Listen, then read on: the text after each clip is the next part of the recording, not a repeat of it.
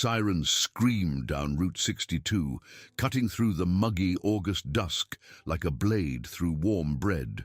And inside the swaying ambulance, Danny Alvarez pressed 2 fingers to the old man's wrist and shouted, "I'm losing him, Sarah! I'm losing him right now!" Thomas Merrill's face had gone the color of wet flour. Sarah Kendrick's eyes flicked to the side mirror, and her heart stumbled. A skinny brown mutt was running behind them, tongue out, ribs heaving, refusing to fall back. Before we go any further, comment down below and tell me what part of the world you're listening from. And hit that subscribe button so you don't miss stories like this one. Sarah tightened her hands on the steering wheel and made herself look forward, because looking back at that dog was going to break something in her that she needed unbroken for the next 20 minutes. Behind her, Danny counted out compressions in a steady, brutal rhythm. 1 and 2 and 3 and 4, sweat sliding down the side of his jaw and disappearing into the collar of his navy blue paramedic shirt.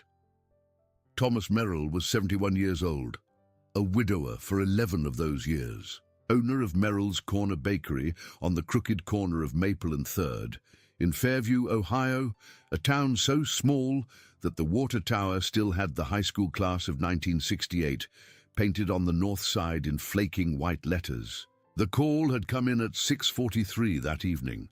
A teenage girl named Hannah Pierce had walked into the bakery to buy a cinnamon twist for her little brother and found Mr. Merrill on his knees between the sacks of King Arthur flour, one hand pressed flat against his chest, the other trying and failing to grip the leg of the wooden counter.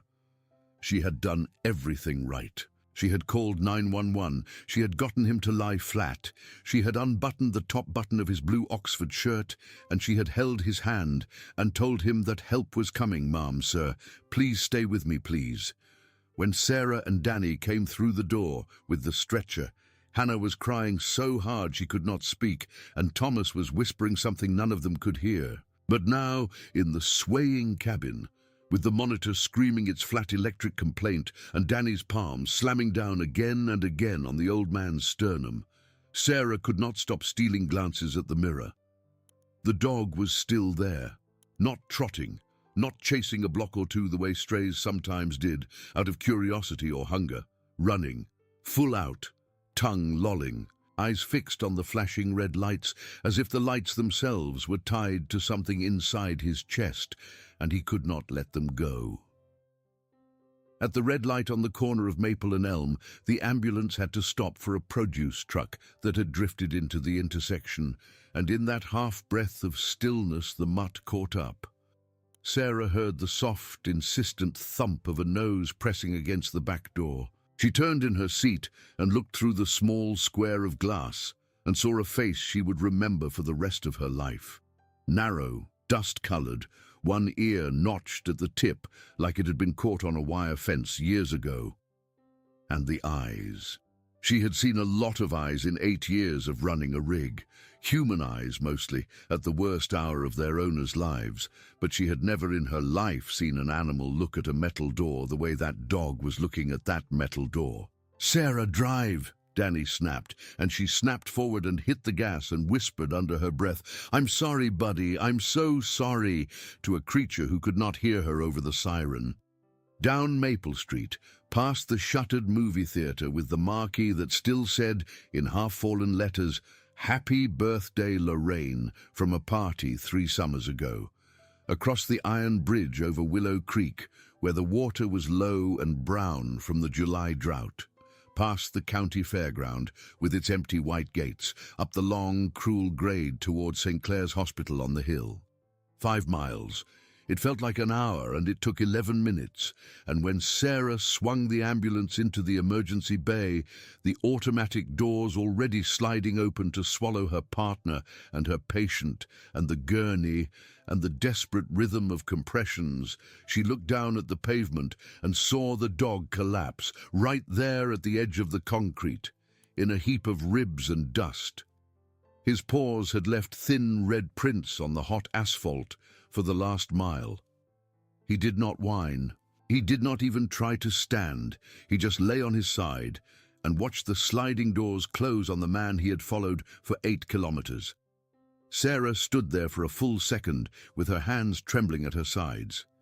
Then she went inside and helped hand Thomas off to the trauma team and stayed at the end of the hallway until the doctor on call, a young man named Weaver, gave her a small nod that meant, not yet, but not gone. Only then did she walk back out into the humid dark, unscrewing the cap of a plastic water bottle as she went.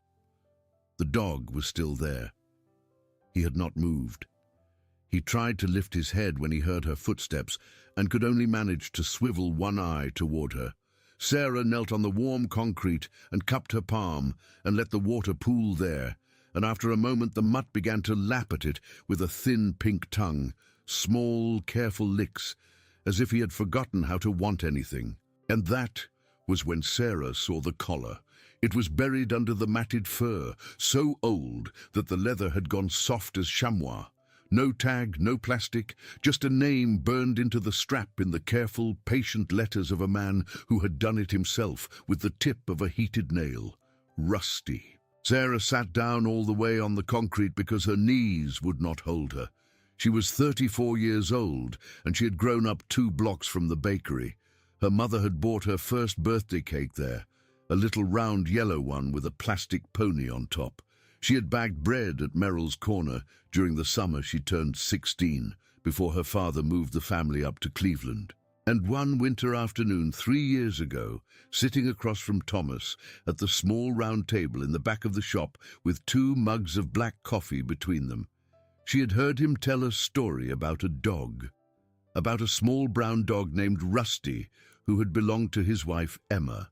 About how, on the night of Emma's funeral, when the house was full of people bringing casseroles and lasagnas and long faces, Rusty had bolted from the front porch and run into the woods behind the property and never come back. Thomas had looked out the bakery window that day into the gray Ohio afternoon and told Sarah that Emma had loved that dog more than she had loved most people, that she used to sing to him, that she called him her little rust bucket, that he had been her shadow for 6 years, and then when she was gone, he had been Thomas's shadow for exactly 7 days, and on the 8th day, at the graveside, he had slipped his collar and vanished. "I kept the bowl out," Thomas had said that winter afternoon, stirring his coffee with a spoon that did not need to be stirred. "Still do. Set a warm heel of bread out there every morning behind the shop before I open, for the strays." He had looked down at his mug, then back up at Sarah, with a small crooked smile that did not reach his eyes. "For the strays. But you know how it is." Sarah had known how it was. She had not said anything. She had reached across the table and put her hand on his old spotted hand and let it stay there for a while. Now, 11 years after Emma Merrill was buried under the sugar maple behind the Fairview Presbyterian Church, Sarah Kendrick sat on the hot concrete of the St. Clair's emergency bay and stared at a name burned into a strip of soft brown leather, and understood something that she was not sure any human being in Fairview would believe when she said it out loud. She stayed with the dog for 20 minutes. A nurse she knew from 3 shifts a week, a big kind woman named Odessa Brooks, came out with a red plaid blanket from the ambulance closet and helped Sarah lift Rusty into a milk crate lined with the blanket. Odessa did not ask questions. Odessa had been a nurse for 29 years. She could read a scene without a word. Together, they set the crate under the little concrete overhang by the chaplain's door, where the wind did not reach, and Odessa brought out a bowl of warm chicken broth from the staff fridge, because she had, for reasons she did not explain, kept a container of it there since her old Labrador died the previous spring. Rusty drank 2 careful sips and then laid his head down on the folded edge of the blanket and closed his eyes. He did not sleep. Sarah could see the tiny tremor in his eyelids. He was waiting. Meanwhile, 3 floors up, in a bright white room that smelled of iodine and cold metal, Dr. Weaver and a cardiac surgeon named Priya Ramanathan were fighting for a heart that had already given up twice. Thomas Merrill's left anterior descending artery was more than 90% blocked. His right coronary was not much better. There was a small aneurysm no one had ever caught because Thomas had not seen a doctor since Emma died. Priya, who was 39 and had 2 children at home and did not usually raised her voice twice during the first 40 minutes. The second time she raised it to say, "I am not losing him tonight. Do you hear me? I am not." She did not lose him, but it would be 2 more days before he opened his eyes. And in those 2 days, half of Fairview learned about a dog. Word travels strangely in a town of 1,900 people. It travels through the bakery counter, of course, except the bakery was dark. It travels through the diner on Route 62, where waitresses lean on the counter with their pencils behind their ears. It travels through the post office and the beauty parlor and the church parking lot on Sunday morning. But this particular story traveled first through a group text that Hannah Pierce, the teenage girl who had found Thomas, sent to 9 of her friends at 9:17 that night, the moment she got home from the hospital. The text said, Guys, Mr. Merrill's dog followed the ambulance all the way to St. Clair's, all the way. He ran the whole thing. Do you know how far that is?" Below it, she had attached a picture. The picture was blurry. Taken through the sliding door of the emergency bay, it showed a small brown shape lying on a red plaid blanket in a milk crate, and a woman in a Navy paramedic uniform kneeling beside him with her hand on his back. 12 hours later, that picture had been shared 470 times inside the town, and once outside of it. And by 10 o'clock the next morning, a woman named Grace Delaney, who ran the tiny Fairview Register from a converted garage on 2nd Street, was standing at the edge of the emergency bay with a notebook and a very serious expression. But Sarah had gone home to sleep by then. It was Odessa who told the story to Grace, and Odessa told it plain, without embroidery. And when Grace asked what the dog's name was, Odessa said, "Rusty, same as the dog Emma Merrill used to have. The one that ran off the night of her funeral." Grace wrote that down slowly, and then she looked up and said, "Odessa, come on." And Odessa said, "I know, but look at the collar." Grace looked at the collar. Grace stopped writing for a moment. Then Grace wrote a great deal more. The story ran in the Register the next morning under a headline that Grace had labored over for an hour and then abandoned in favor of the simplest thing she could think of. A dog named Rusty. She thought that would be enough. She was right. The Cleveland Plain Dealer picked it up by noon. A morning show in Columbus called at 2. By Wednesday afternoon, a producer from Good Morning America had called Fairview's mayor, a soft-spoken retired postmaster named Dwayne Fitzgerald, and Dwayne, who had never been on television and did not want to be, told them politely to please wait until Thomas woke up before anyone descended on the town. Because Thomas had not woken up yet, and Sarah had begun to worry, in the quiet way she worried about patients she cared about, that maybe he was not going to. She kept driving her rig. She kept answering her calls. On Tuesday night, she took a woman having a stroke to St. Clair's and detoured through the emergency bay on her way out and knelt down beside the milk crate and whispered to a dog who did not lift his head, "He's still here, buddy. He's still here. You keep waiting." Rusty was not eating. Odessa had put a small dish of ground beef in front of him at noon, and the beef was still there at midnight, untouched. He drank water when Sarah tipped it into his mouth from a syringe. He blinked when the automatic doors opened. He watched them close. On Wednesday morning at 4:22, the small brown dog in the milk crate lifted his head, looked at the sliding doors, and let out one long, low whine.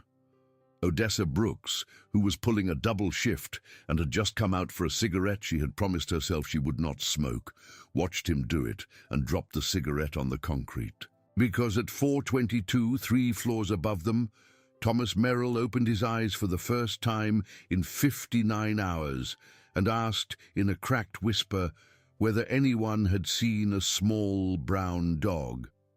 The nurse in the room, a young man named Kevin, was so startled that he almost dropped his clipboard. He said, "Sir," and Thomas said, again a little stronger, "A small brown dog was there. He was in the road."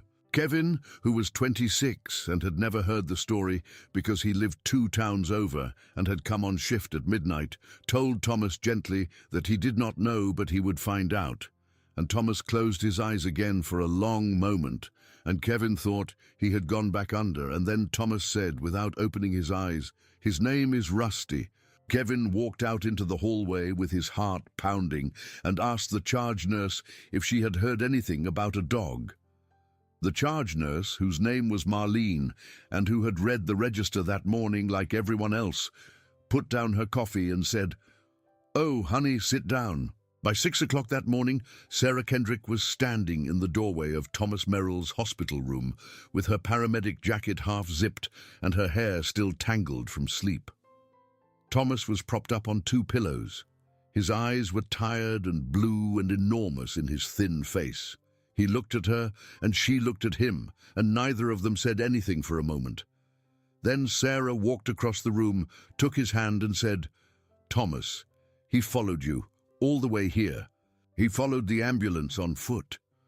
Thomas Merrill closed his eyes. Tears slid out from beneath the closed lids and rolled down into the deep lines by his mouth. "It's him," he said. "It's him, isn't it? It's really him." "It's really him," said Sarah, and her voice broke on the last word. They wheeled Thomas down to the courtyard on the west side of the hospital at 8:30 that morning, because the head of nursing, a woman named Fran Delacroix, who did not usually break the rules about animals in patient areas, had decided that this was not the day to be a stickler about anything. The chaplain, an old man named Father Pat, who had once had a beagle who chewed through the vestments, had set up a small wooden crate in the corner of the courtyard, and inside the crate was the milk crate, and inside the milk crate was Rusty, still on the red plaid blanket, watching the door with eyes that had not looked at anything else in more than 60 hours. When Fran wheeled Thomas around the corner and Rusty saw him, the dog did something Sarah would later describe, in the quiet of her own kitchen, to her sister on the phone, as the moment she stopped being able to pretend that the world was a small and rational place. He tried to stand. He could not. His back legs would not hold him, and he made a noise, a small, breaking noise, and Sarah lifted him out of the crate and carried him across the flagstones and laid him gently on Thomas's chest. Rusty pressed his forehead against the flannel of Thomas's hospital gown, over the place where the surgeons had gone in with their careful blades and their steady hands and their bright, unforgiving lights, and he did not move for 1 full hour. His body was tucked into the shape of a small comma. His eyes were closed. Every so often he shivered, one long shiver that went through him from nose to tail, and then he was still again. And Thomas, who had not cried in front of another human being since the day he buried Emma, wept quietly into the fur between the dog's ears, and no one in the courtyard spoke. That was the moment the story could have ended. It should have, maybe. But it did not. Because on Thursday morning, a man named Curtis Bell walked into the Fairview Register office and asked to speak to Grace Delaney. Curtis Bell was 58 years old, and he lived alone in a double wide-off Old Mill Road, 4 miles outside of town, on the way to the reservoir. He worked part-time at the feed store and drank too much on weekends, and had once, 20 years ago, been engaged to a woman named Ruth, who left him at the altar for a farrier from Sandusky. He was not a bad man. He was not a good man either. He was mostly a man who had learned over a long, unglamorous life that people did not think much of him, and had made his peace with that by not thinking much of them either. Curtis Bell walked into Grace Delaney's office and put a wrinkled envelope on her desk and said, "I need to tell somebody something, and I don't know who else to tell it to." Grace, who was drinking her second coffee and editing the obituary of a farmer named Bill Hoskins, looked up over her glasses. "Sit down, Curtis." Curtis sat down. He took off his cap and folded it and unfolded it and folded it again. He said, "That dog, The one in the paper. Rusty. Grace put down her red pen. She said very carefully, "What about him, Curtis?" Curtis Bell said, "He's been living in my yard for 6 years." Grace Delaney did not write anything down for a long moment. Then she said, "Start at the beginning, Curtis. Take your time." Curtis took his time. He said that 6 winters ago, in the middle of a February cold snap, when the temperature dropped to 11 degrees below zero for 3 nights running, he had come home late from the feed store and found a small brown dog curled against the propane tank behind his trailer, half frozen, half starved, ribs like piano keys. He had thought the dog was dead. He had crouched down to see, and the dog had opened one eye and looked at him. Curtis had picked him up and carried him inside and wrapped him in a towel from the bathroom and put him next to the space heater and sat on the floor with a bowl of leftover ham and eggs and fed him small pieces off the tip of a spoon until the dog fell asleep against his knee. The dog had a collar on, a worn leather collar with a name burned into the strap. Rusty. Curtis had meant to call the number on the tag, but there was no tag. Only the name. He had asked around the feed store and the diner, and nobody knew any Rusty. He was not from Fairview. He never went into Fairview. He had lived his whole adult life in that trailer off Old Mill Road, and Fairview was, for him, a place he drove through on the way to somewhere else. He had not known Emma Merrill, and he had not known Thomas. So when nobody claimed the dog, he had kept the dog. He had named him nothing else. He had called him Rusty for 6 years. He had bought him a bag of Purina every other Tuesday and let him sleep at the foot of the bed and taught him to sit for pieces of hot dog, and once had spent $42 at the veterinarian in Sandusky to have a bad tooth pulled. And then, 3 weeks ago, the dog had begun to slip away, not run away, slip away. Curtis would open the front door in the morning to let him out to do his business, and Rusty would trot to the end of the gravel drive, look east toward town, and stand there for a long time. Then he would come back. 2 days later, Curtis had come home from work, and Rusty was not in the yard. He had found him 3 miles down the road, sitting on a culvert, looking east. "He was heading to town," Curtis said, and his voice cracked. "He was heading somewhere. I didn't know where. I brought him home." 2 days later, he did it again. Farther this time, sitting on the shoulder of Route 62, staring. Curtis Bell rubbed the back of his neck with a hand that shook. "The last time, 4 days ago, I came home from a shift and he was gone. Not in the yard, not on the road, just gone. I drove around for 2 hours looking. And then I heard the ambulance on Sunday, and I thought, oh God, I hope he didn't run out in front of a car." Curtis looked at Grace. His eyes were wet. "I saw the paper this morning. That's my dog. That's my dog on the front page of your paper. And I don't know what to do." Grace Delaney let out a long, slow breath. She said, "Curtis, do you understand what this means?" Curtis said, "I think I do." Grace said, "That dog knew. He knew the man was in trouble, from 4 miles away." Curtis said, "Yeah." Grace said, "And you took care of him for 6 years. You kept him alive." Curtis said, "I did what anybody would have done." Grace said, "No, Curtis, you didn't." They sat in the small, hot office in silence for a while. Then Grace picked up her red pen and said, "May I write this down?" Curtis nodded. But when Grace asked whether she could publish it, Curtis hesitated. He said, "I don't want the dog. I want him to have his person. I just wanted somebody to know that he wasn't out there alone all this time. I wanted somebody to know he was loved." Grace wrote the second piece that afternoon. This one she did not labor over. She titled it, "The Man Who Kept Rusty Warm."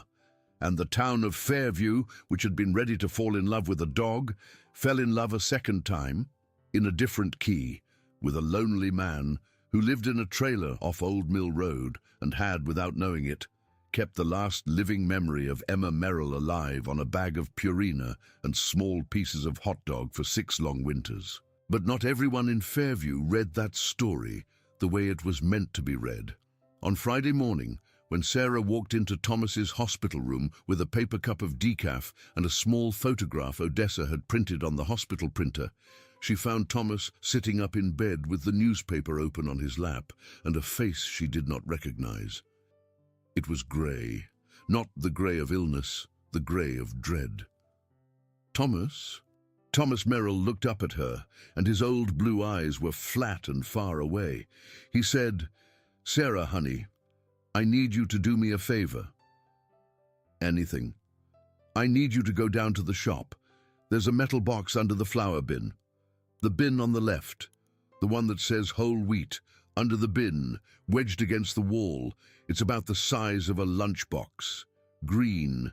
It's rusty on the lid. I need you to bring it here. Don't open it. Just bring it to me." Sarah studied him. "Thomas, what's wrong?" Thomas folded the paper slowly.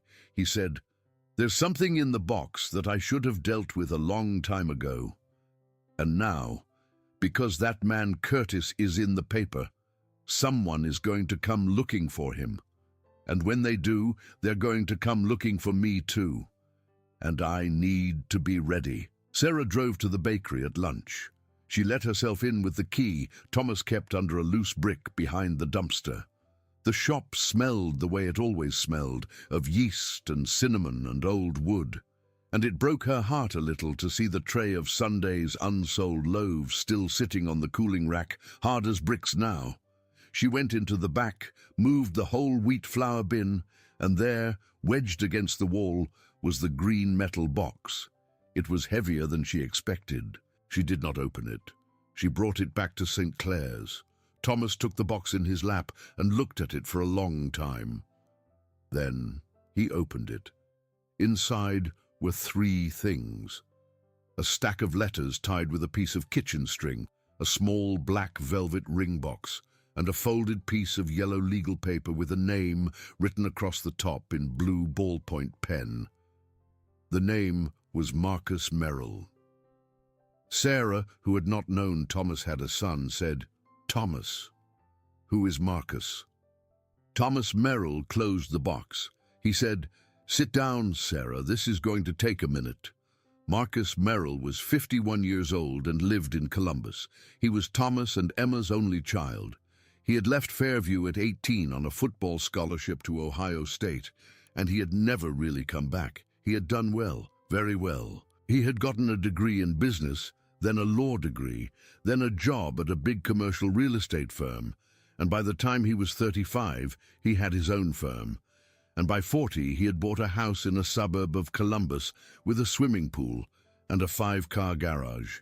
He had married a woman named Vanessa. They had 2 children whom Thomas had met exactly 4 times. Marcus had not come home when Emma died. He had sent a spray of white lilies and a card and had called from a hotel in Chicago where he was closing on a deal, and he had told his father over the phone that he was so sorry and that he would come as soon as he could, and he had not come. Not for the funeral, not for the burial, not for the empty house afterward. He had come once, 6 months later, in a rental car, and had stayed for 2 hours, and had told his father that he ought to sell the bakery and move to Columbus and get himself into a nice retirement community where somebody could keep an eye on him. Thomas had said no. Marcus had said, "Dad, that shop is a money pit. You are 70 years old. You cannot keep doing this." Thomas had said, "I can, and I will." Marcus had left angry. He had not come back. But 3 months ago, in May, a letter had arrived at the bakery on the heavy cream stationery of a company called Meridian Development Group.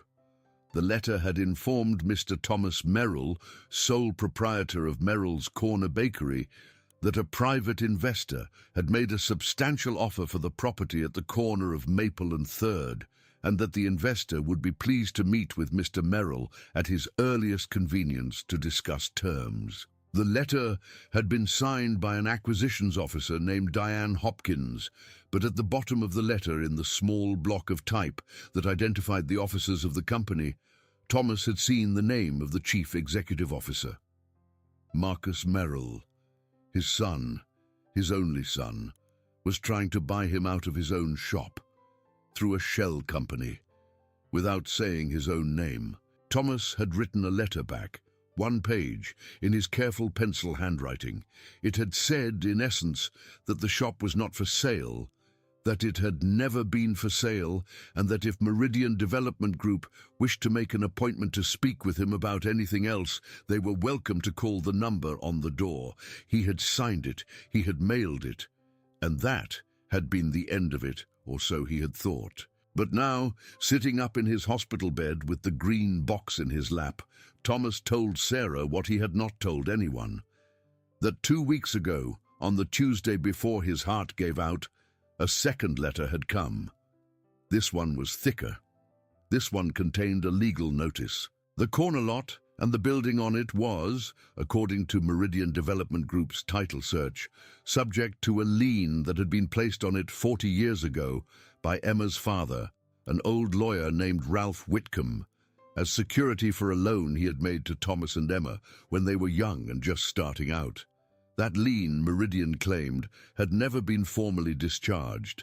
It was still on the books at the Franklin County Recorder, and Meridian Development Group had, 6 weeks ago, purchased that lien from the estate of Ralph Whitcomb, deceased, and now held it. And if Thomas Merrill did not sell the property to Meridian Development Group at the offered price within 90 days, Meridian Development Group would foreclose on the lien. The letter had been signed by an officer named Diane Hopkins. But Thomas had known, without having to read the small type at the bottom of the page, whose name would be there. "I put the letter in the box," said Thomas quietly in the hospital room with his hand on top of the metal lid. "I put the letter in the box, and I put the box under the flower bin, and I sat down on a stool, and I did not know what to do. So I did nothing. And then, 3 days later, my heart gave out." He looked at Sarah. His mouth trembled. "I don't want to sell the shop, Sarah. I don't want to sell the shop. It's the last thing I have." Sarah said, "Thomas, why didn't you tell anyone?" Thomas said, "Because it is my son. Because I raised him. Because whatever I did wrong or right, I did it. And I did not want the town to know that my own boy was trying to take from me the only thing his mother and I ever built with our hands." Sarah sat on the edge of the hospital bed. She said, "Thomas, he can't do this." Thomas said, "He can, honey. Under the law, he can." "Then we get you a lawyer." Thomas laughed. It was a small, dry laugh. "With what money, Sarah? I'm going to have a hospital bill from this ambulance ride and this surgery that's going to bury me in the ground for the second time. I have some savings. Not enough. Not for that and a lawyer both." Sarah stood up. She walked to the window. She looked out at the parking lot of St. Clair's, and she thought about a dog who had run 8 kilometers with the pads of his feet, leaving thin red prints on the pavement. And she made a decision. "Thomas, I'm going to tell Grace Delaney." Thomas said, "Sarah, no, I don't want people to know." "Thomas." Sarah turned. Her voice was gentler than she had known it could be.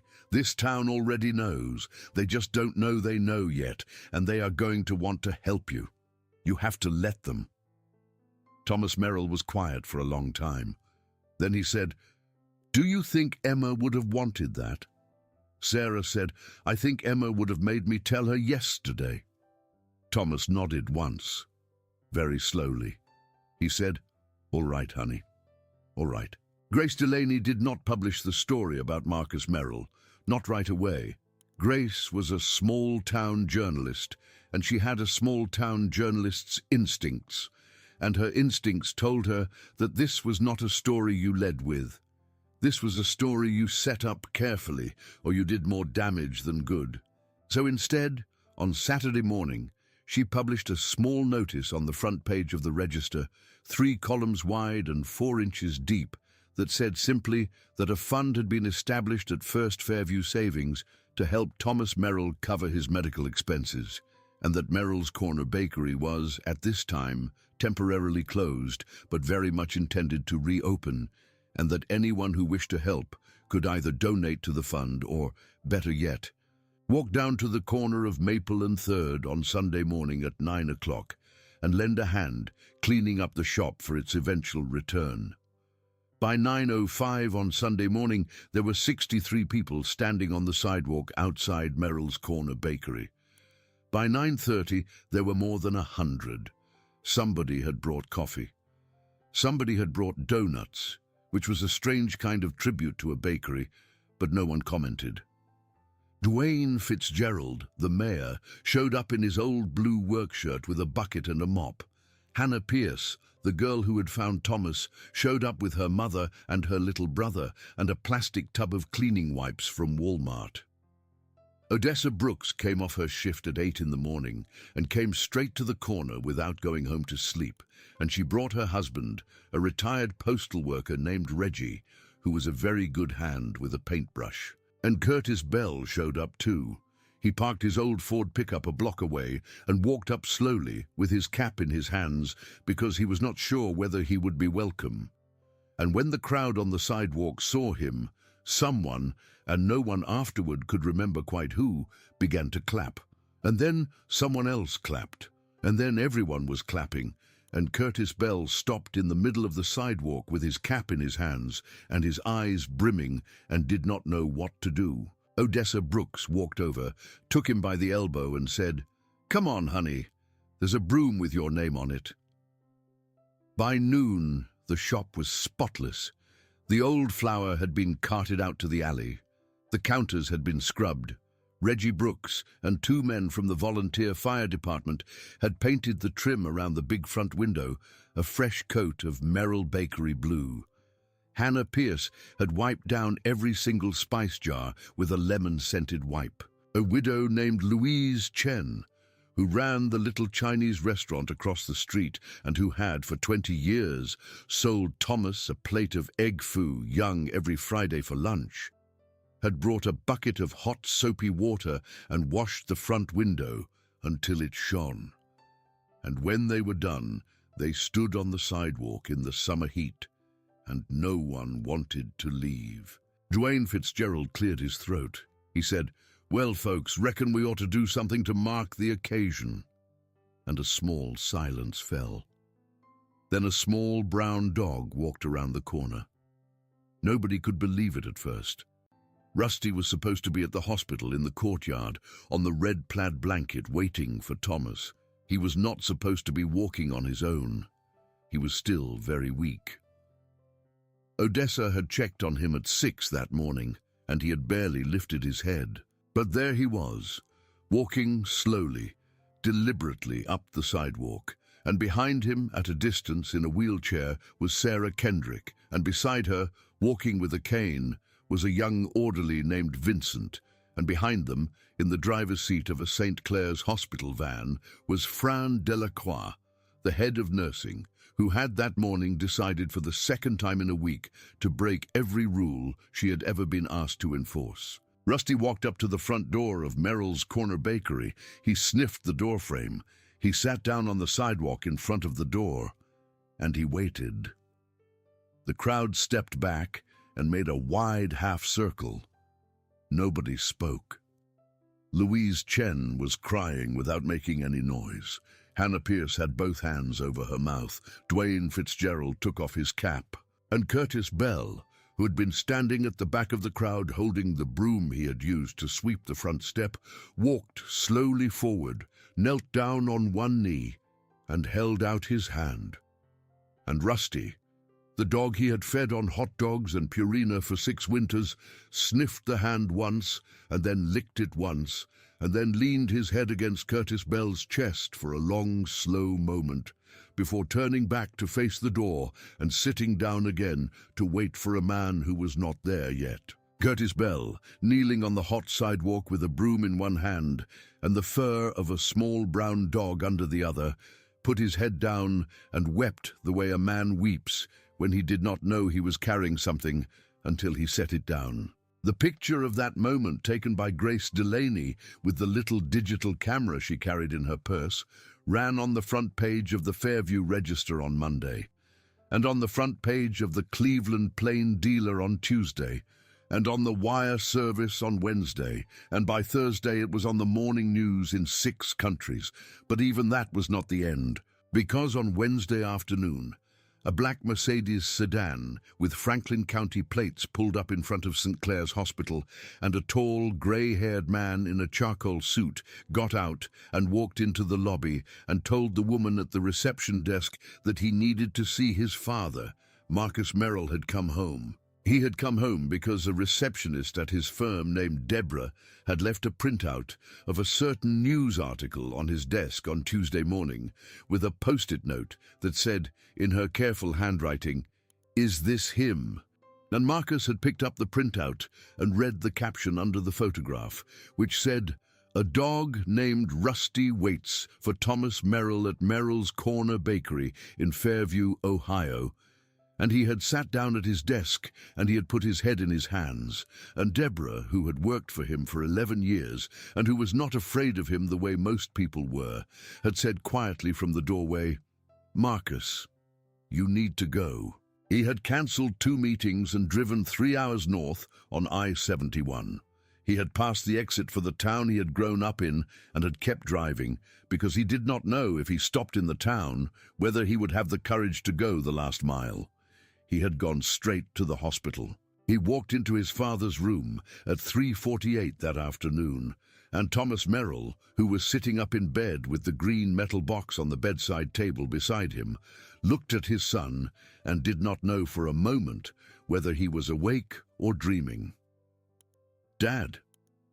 Marcus Merrill took 2 steps into the room and stopped.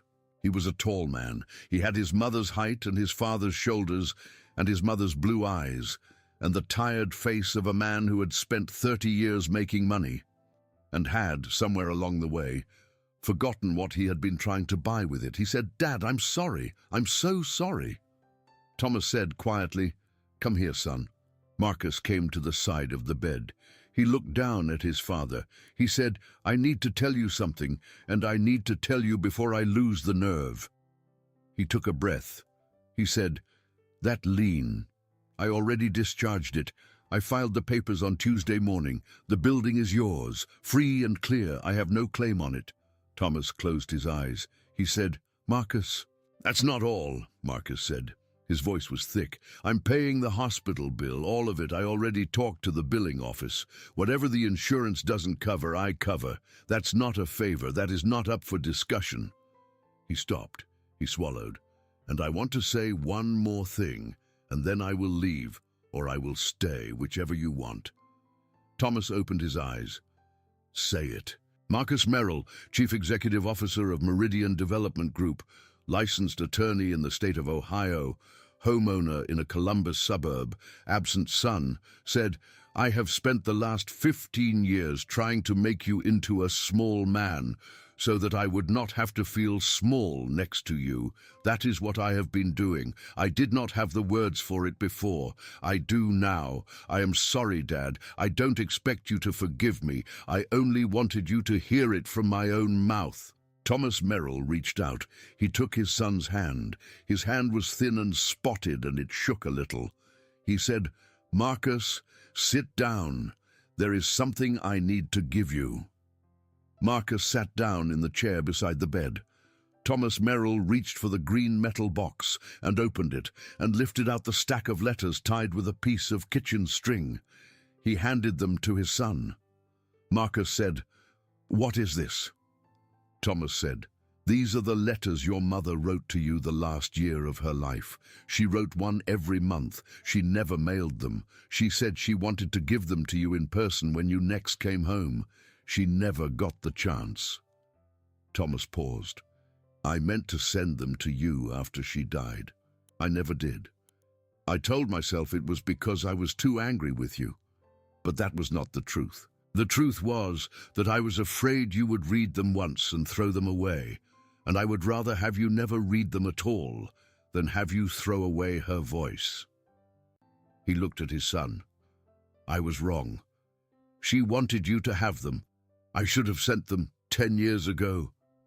Marcus Merrill took the stack of letters in both hands. He held them like they were made of glass. He said, "Dad, Thomas said. "Read them, son. Read them slowly." Marcus stayed in Fairview for 11 days. He slept on the couch in his father's old house on the second night, and by the fifth night his wife Vanessa had come up from Columbus with their 2 teenage children, a boy named Ethan, who was 15, and a girl named Ava, who was 13, both of whom had met their grandfather twice in their lives, and now, over a plate of scrambled eggs at the kitchen table on the 6th morning, met him properly for the first time. Marcus took his father home from the hospital on the 7th morning. Rusty came home on the 7th morning too, sitting on the passenger seat of Marcus's Mercedes with his chin on the armrest, watching the road with an expression of grave and settled satisfaction. But the story, even now, was not quite over, because there was one more thing in the green metal box. The small black velvet ring box. On the 9th night, sitting at the kitchen table with his son across from him, Thomas Merrill opened the ring box for the first time in 11 years. Inside was Emma's wedding ring. Beside the ring, folded into a tiny square, was a piece of paper. Thomas unfolded it. It was a note in Emma's handwriting. It was dated the week before she died. It said, in Emma's small, precise script, "Tommy, if you are reading this, then I am gone. I want you to do 3 things for me. First, do not close the shop. It is your soul, and it is my soul, and we baked our whole lives into it, and it should stay open. Second, when Marcus comes home, and he will come home, do not make him work to earn back what he already has. Just open the door. Third, when Rusty comes back, and I know he will come back, please give him one of the warm loaves for me. He always liked the ones with the crust on top. All my love, always, Em." Thomas Merrill read the note. Then he set it flat on the kitchen table, smoothed it with his hand, and looked at his son. His son was crying. Thomas said, "She was smarter than the 2 of us put together, Marcus. She always was." Marcus said, "How did she know?" Thomas said, "I do not know, but she knew. She always knew." Rusty, who was lying under the kitchen table with his chin on Thomas's slipper, thumped his tail once, softly, against the linoleum floor. The bakery reopened on the 2nd Saturday in October. The whole town came. Dwayne Fitzgerald cut a ribbon of blue satin with a pair of kitchen scissors that Louise Chen had lent him from the restaurant across the street. Hannah Pierce, who was now, at 17, working 2 mornings a week behind the counter, handed out small paper cups of hot apple cider. Odessa Brooks and Reggie Brooks stood at the door and greeted everyone by name. Curtis Bell was there in a clean white shirt with a bag of homemade dog treats he had baked in his own oven from a recipe he had found on the internet. And Rusty accepted 3 of them with dignity and then curled up on a folded quilt behind the counter in the exact spot where he had always been meant to sleep. Marcus Merrill was there too. He and Vanessa had rented a small farmhouse 10 miles outside of town for the fall. Ethan and Ava were finishing the semester by remote learning. On Monday mornings, Marcus put on an old apron of his father's and stood behind the counter and worked the register, and he was surprisingly good at it because he had, after all, watched Thomas do it every Saturday morning of his childhood, and the hands remember what the mind forgets. On Wednesday nights, he sat with his father at the small round table in the back of the shop, drinking coffee out of the same chipped mugs. And they talked about nothing in particular, which was, both of them understood without saying it, the same thing as talking about everything. Sarah Kendrick came in every Friday afternoon after her shift for a loaf of the sourdough and a piece of the walnut coffee cake. Odessa Brooks came in every Saturday morning for 24 dinner rolls, which she claimed were for Reggie and their 4 grown children, but which everyone knew were for the nurse's break room at St. Clair's. Grace Delaney wrote 3 more articles about Merrill's Corner Bakery that fall, and one of them was picked up by a magazine in New York, and by Thanksgiving there were orders coming in by mail from Oregon and Vermont and Tennessee for something called the Rusty Loaf, which was the name Thomas had eventually settled on for a small round sourdough with a hard crust on top, sold with a piece of brown kitchen string tied around the middle. Half of the proceeds from the rusty loaf went, at Thomas's insistence, to a small local shelter called Fairview Second Chance, which took in old dogs that other people did not want. And every Sunday morning, at exactly 6 o'clock, when the ovens were just coming up to temperature and the first light of morning was slanting through the big front window of the shop, Thomas Merrill took a small round loaf, warm from the oven, tied it with a piece of brown kitchen string, and set it on the sidewalk behind the bakery. For the strays. That was what he told anyone who asked. For the strays. And every Sunday morning, Rusty walked slowly across the tile floor, out the back door, and sat beside the warm loaf on the concrete. He did not eat it. He never had. He sat beside it in the pale gold morning light and looked east down the alley in the direction of the little cemetery behind the Fairview Presbyterian Church, where a sugar maple grew over a small grey stone. He sat there for a long time, and then he came back inside. And Thomas Merrill, standing at the big front window of his shop in his flour-dusted apron, with his son beside him drinking coffee out of a chipped blue mug, would watch the little brown dog come back through the door and would say quietly every Sunday the same 3 words, "Good boy, Rusty." The dog thumped his tail against the wooden floor and went to lie down under the counter in the warm spot by the oven where he had, at long last, come home. If this story reached your heart, take a moment to leave a comment down below and tell me what part of it stayed with you the most. Share it with someone who loves a story about second chances, and hit that subscribe button so you never miss another one. Because in a world that so often forgets, it is worth remembering that love finds its way back, sometimes after 11 long winters, on 4 tired paws, down a hot road at the sound of a siren. Hocus